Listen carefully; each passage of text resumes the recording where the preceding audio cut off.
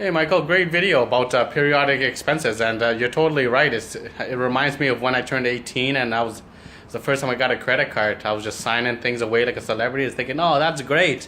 To the end of the month, come out like, "Holy crap!"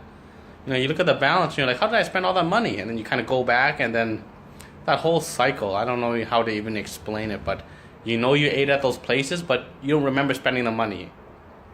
Yeah, I know it doesn't make sense, but that's the reality of things. That's how people drive up their credit cards is they sign things away. Oh, I'll pay for it later. But then when it comes to paying it, they're like, oh, wow, I didn't realize. So yeah, totally great point. Today, I'm going to be talking about, again, the law of success. There's going to be many chapters. I'm going to pretty much go through the entire book. And today's topic is talking about chapter 2, which is about having a definite chief aim. Lesson 2. So that kind of sounds like, find your passion, find what you're passionate about, find your why, and I don't know if I'm the only one or I'm just whatever, but I'm so sick of people saying, find your why or find what you're passionate about. They've been saying that year after year after year, right? I'm sure the caveman they had their own way of saying, find your why, find out why, you want to do things. And still today, if it was that simple, how come everybody's not doing it? And like I was saying, is the information today, I believe, it's only half of the actual information that you need to know. So it's kind of like this. You heard in my last video about, there's a negative side to positive things. And I kind of outlaid things out, like, the negative side having a chief definite aim is you kind of lose friends because all of a sudden you're focused on your stuff and doing your own thing and everybody else is kind of not sharing in the same stuff that you're doing, so you lose your friends. That's a negative drawback to that so-called positive thing. And beyond saying that there's a negative to every positive, because that's kind of obvious, everyone knows, no good without the bad.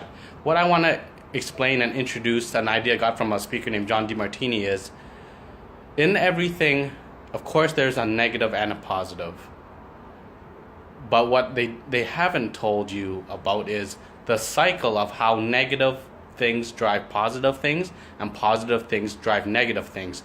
But you cannot get from point A to point B without going through both the negative and the positive. So what I'm saying is you cannot go through anything that's meaningful to you without going through the negative and the positive. You can't just have all negative, like the negative Nellies. Oh shit, sky's falling, or the positive Pollyannas. Oh, everything's amazing, So you're going to experience both. And the crazy thing is, the harder that you fight it, the longer you're going to delay you getting and understanding what you need to learn from it. Like, for example, when you first started dating, you're like, oh my God, every guy's going to take me out for dinner and treat me so nice, like I'm a princess, just like my daddy does at home. And yeah, they're going to be honest and they're never going to tell lies. Next thing you know, take you to the movies, take you to dinner, becomes a one-night stand, and they don't call you back, and you're like, that son of a bitch. Oh, he did totally not what I expected. Oh my God, he's a monster, and you pretty much make him like the devil.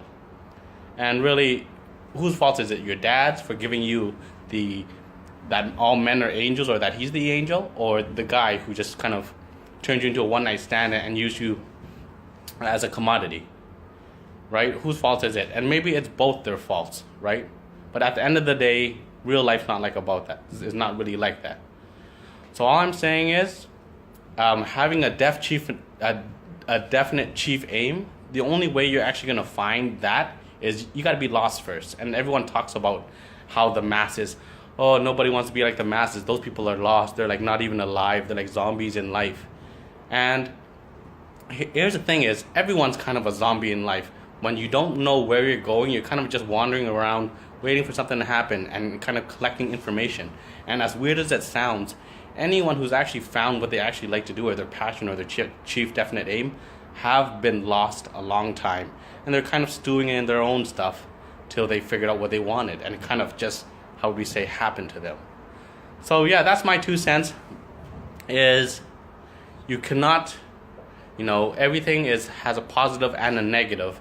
And you can't go through anything meaningful in life without experiencing both. And that the positive drives the negative, just like the negative drives the positive. You have to experience enough of both to kind of actually see that, here's the good and bad of things, and here's kind of neutral. And that's kind of when you really get something, or kind of how they say in relationships. You truly love somebody when you see the good things about them, that the things that attract you, and the bad things about them that you accept and you're cool with. That's when you truly see somebody for who they are. All right, so that's my 2 cents on today's Chief Definite Aim, and yeah, thank you.